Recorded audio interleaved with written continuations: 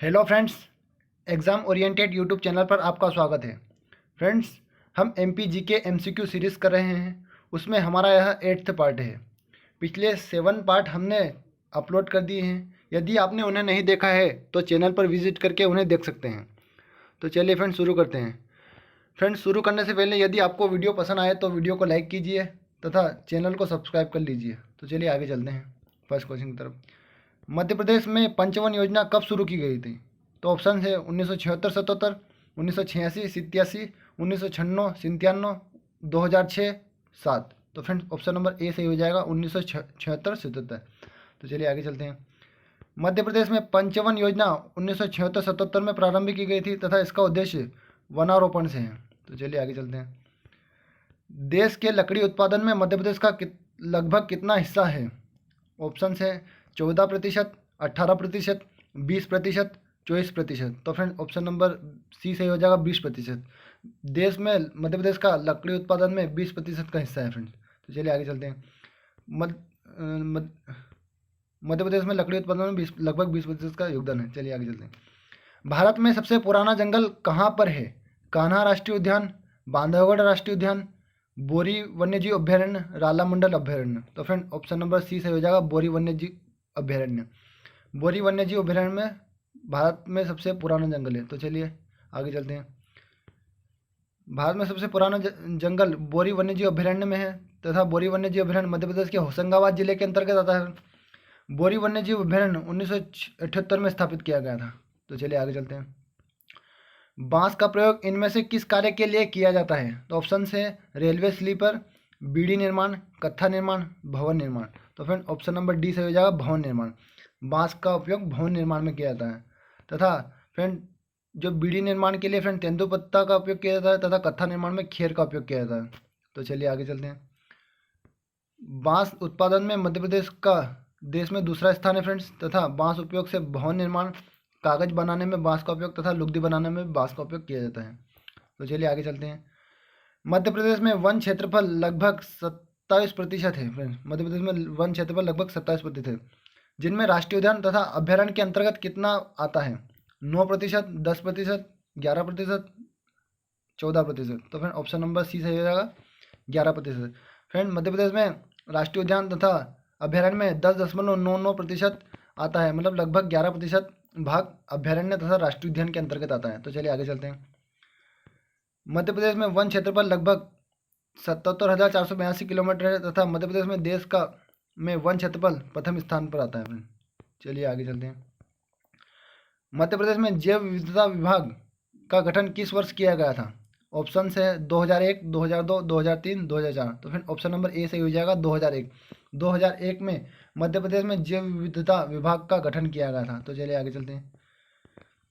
जैव विविधता विभाग का गठन 2001 में किया था तथा इसका उद्देश्य जैव विविधता एवं जैव प्रौद्योगिकी के संरक्षण तथा विकास के लिए है, विकास करना। चलिए आगे चलते हैं। निम्नलिखित में से कौन सा औषधीय पौधा मध्य प्रदेश में उपलब्ध है? अश्वगंधा, बेल, दोनों, कोई नहीं। तो फ्रेंड, ऑप्शन नंबर सी से हो जाएगा दोनों। मध्य प्रदेश में औषधीय पौधा बेल तथा अश्वगंधा दोनों पाए जाते हैं। तो चलिए आगे चलते हैं।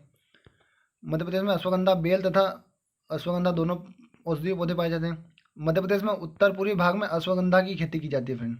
मध्य प्रदेश में उत्तरी पूर्वी भाग में अश्वगंधा की खेती की जाती है, जैसे मंदसौर हुआ फ्रेंड्स, इधर रतलाम, मंदसौर, इस तरफ अश्वगंधा की खेती की जाती है। तो चलिए आगे चलते हैं। निम्नलिखित वन समूह में से मध्य प्रदेश में सबसे अधिक वन आच्छादित कौन से हैं?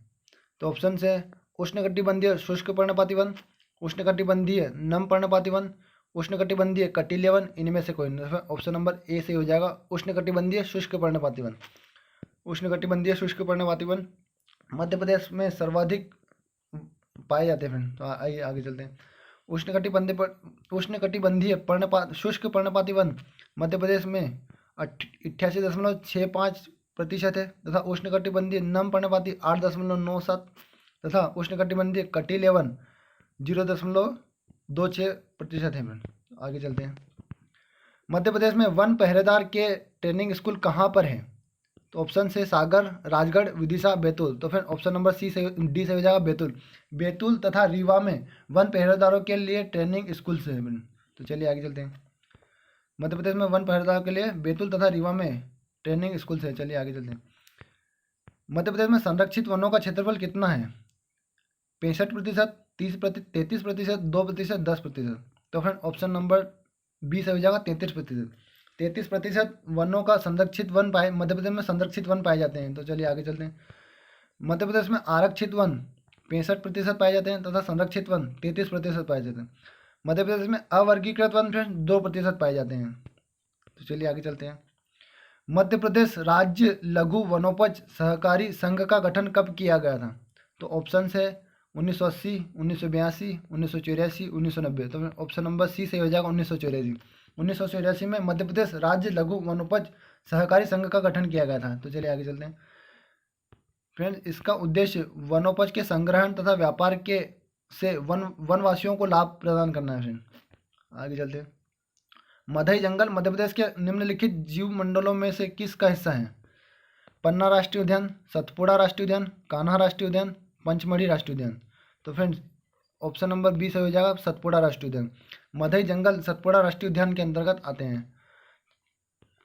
फ्रेंड्स, जो सतपुड़ा राष्ट्रीय उद्यान है मध्य प्रदेश के होशंगाबाद जिले के अंतर्गत आता है तथा सतपुड़ा राष्ट्रीय उद्यान 1999 तथा 2000 में टाइगर प्रोजेक्ट में शामिल किया गया था। चलिए आगे चलते हैं। निम्नलिखित में से कौन सा मध्य प्रदेश में राष्ट्रीयकृत वन उपज नहीं है? तेंदुपत्ता, साल बीज, कुल्लूगम, जंगली घास। तो फ्रेंड ऑप्शन नंबर डी से हो जाएगा जंगली घास। जंगली घास मध्य प्रदेश में राष्ट्रीयकृत वन उपज नहीं है। तो चलिए आगे चलते हैं। मध्य प्रदेश की राष्ट्रीयकृत वन उपज तेंदुपत्ता, साल बीज, कुल्लूगम, हर्रा, लाख आदि है। तो चलिए आगे चलते हैं। निम्नलिखित में से कौन सुमेलित नहीं है? ऑप्शन से तेंदुपत्ता बीड़ी उद्योग, बांस भवन निर्माण, खेर कागज बनाने में, लाख चूड़ी बनाने में, हर्रा खाद्य सामग्री में। तो फ्रेंड ऑप्शन नंबर सी से हो जाएगा खेर। खेर कागज बनाने में उपयोग में नहीं आता है। फ्रेंड खेर का उपयोग कत्था बनाने के लिए किया जाता है। बाकी सभी ऑप्शन सही है। तेंदुपत्ता बीड़ी निर्माण में, बांस का उपयोग भवन निर्माण में, लाख का उपयोग चूड़ी बनाने में तथा हर्रा का उपयोग खाद्य सामग्री बनाने में। तो चलिए आगे चलते हैं। मध्य प्रदेश को कितने वन क्षेत्रीय मंडलों में विभाजित किया गया है? तो ऑप्शन से 16, 15, 13, 14। तो फिर ऑप्शन नंबर ए से हो जाएगा 16। 16 वन क्षेत्रीय मंडलों में मध्य प्रदेश को विभाजित किया गया है। तो चलिए आगे चलते हैं। मध्य प्रदेश का सबसे बड़ा वन वृत्त खंडवा वन वृत्त है तथा सबसे छोटा वन वृत्त होशंगाबाद वन वृत्त है। तो चलिए आगे चलते हैं। मध्य प्रदेश का लगभग कितना प्रतिशत भू क्षेत्र वन विहीन है? तो ऑप्शन से 25%, 30%, 35%, 40%। तो फिर ऑप्शन नंबर डी सही हो जाएगा 40%। मध्य प्रदेश में भू क्षेत्र वन विहीन 40% है। तो चलिए आगे चलते हैं। मध्य प्रदेश लघु वन उत्पाद संघ का विपणन के उत्पादों के ब्रांड का नाम क्या है? नर्मदा आयुर्वेदिक, चंपा हर्बल, विंध्य हर्बल, अरण्य हर्बल आयुर्वेदिक। तो फिर ऑप्शन नंबर सी से हो जाएगा विंध्यन हर्बल। विंध्य हर्बल मध्य प्रदेश के ब्रांड है जो विपणन तथा उत्पादों के लिए किया जाता है। चलिए आगे चलते हैं। मध्य प्रदेश लघु वन उत्पाद संघ का गठन 1984 में किया गया था। तो इसका कार्य वनोपज तथा व्यापारियों का समन्वय करना है। आगे चलते हैं। निम्नलिखित में से मध्य प्रदेश औषधि पौधा मिशन का कार्य नहीं है।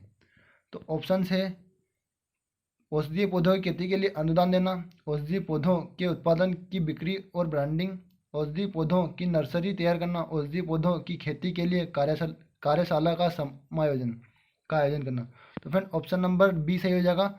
औषधीय पौधों के उत्पादन की बिक्री और ब्रांडिंग। इसका बिक्री ब्रांडिंग से कोई लेना देना नहीं है इस मध्य प्रदेश औषधि पौधा मिशन से। इसका उद्देश्य अनुदान देना है खेती के लिए तथा पौधों की नर्सरी तैयार करना है तथा कार्यशालाओं का आयोजन करना है। तो चलिए आगे चलते हैं। मध्य प्रदेश राज्य औषधि पौधा मिशन वर्ष 2008-9 में प्रारंभ किया गया था तथा इसका केंद्र की सहायता 100% है। यह केंद्र सरकार के द्वारा चलाया गया था। तो चलिए आगे चलते हैं। मध्य प्रदेश की अर्थव्यवस्था में वानिकी क्षेत्र का अंश कितना है? तो फ्रेंड ऑप्शन से 1.11%, 1.81%, 2.29%, 3.02%। तो ऑप्शन नंबर बी से हो जाएगा 1.81%, जो कि एक बड़ा महत्वपूर्ण विषय है। फ्रेंड्स अर्थव्यवस्था में वनों का 1.81% योगदान है। तो चलिए आगे चलते हैं।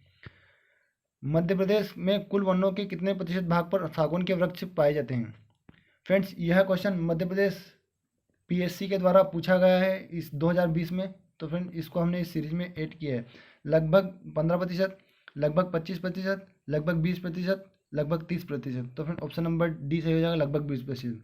क्योंकि जो सागौन के वन है फ्रेंड, यह मध्य प्रदेश में 17.8% क्षेत्रफल पर पाए जाते हैं। तो उसका आंसर लगभग 20% सही हो जाएगा। तो चलिए आगे चलते हैं। मध्य प्रदेश में मध्य प्रदेश के होशंगाबाद, जबलपुर, सागर, छिंदवाड़ा, बैतूल में सागौन के वृक्ष पाए जाते हैं फ्रेंड। तो चलिए आगे चलते हैं। कीट लगने से किस वृक्ष के बड़ी संख्या में पेड़ काटे गए थे? ऑप्शन से साल, सागौन, यूकेलिप्टस, खेर। तो फ्रेंड ऑप्शन नंबर ए से हो जाएगा साल। साल के वृक्ष फ्रेंड्स काटे गए थे। तो ऑप्शन नंबर ए सही हो जाएगा। चलिए आगे चलते हैं। फ्रेंड मध्य प्रदेश में साल के वृक्ष साल बोरार नामक कीट लग गए थे। तो उसकी मात्रा में वृक्षों की भारी क्षति हुई थी फ्रेंड, तथा लगभग 10 लाख फ्रेंड्स, बड़ी मात्रा मतलब 10 लाख पेड़ काटे गए थे फ्रेंड, जब राज्य सरकार ने इसको अनुमति दी थी। तो चलिए आगे चलते हैं। मध्य प्रदेश के अधिकांश भाग साल और सागौन के पेड़ पाए जाते हैं। इन पेड़ों के बारे में सत्य कथन का चयन कीजिए। इनके पत्ते व्यापक होते हैं। बिल्कुल फ्रेंड, इनके पत्ते व्यापक होते हैं। यह वृक्ष पर्णपाती होते हैं फ्रेंड, तो यह भी सही है, यह पर्णपाती वृक्ष होते हैं। इनकी जड़ें सांस लेती है फ्रेंड, ऑप्शन नंबर 3 गलत है। तथा यह राज्य सरकार की व्यापारिक एकाधिकार फसल है। तो फ्रेंड यह भी सही है। तो यहाँ पर कथन 1, 2 तथा 4 सही है। तो यहाँ पे ऑप्शन नंबर सी से हो जाएगा 1, 2 तथा 4। तो ऑप्शन नंबर 1, 2, 3, 4 सही, कथन सही है यहाँ पे। तो चलिए आगे चलते हैं। थैंक यू फ्रेंड्स, वीडियो को पूरा देखने के थैंक यू। तथा वीडियो पसंद आए तो वीडियो को लाइक कीजिए, तथा ना पसंद आए तो वीडियो को डिसलाइक कीजिए। तथा हमें कमेंट के माध्यम से अच्छे अच्छे सुझाव भेजते रहिए, जिसके माध्यम से हम वीडियो में और अच्छी क्वालिटी तथा कंटेंट को प्रस्तुत कर सकें। तो फ्रेंड्स मिलते हैं नेक्स्ट वीडियो में।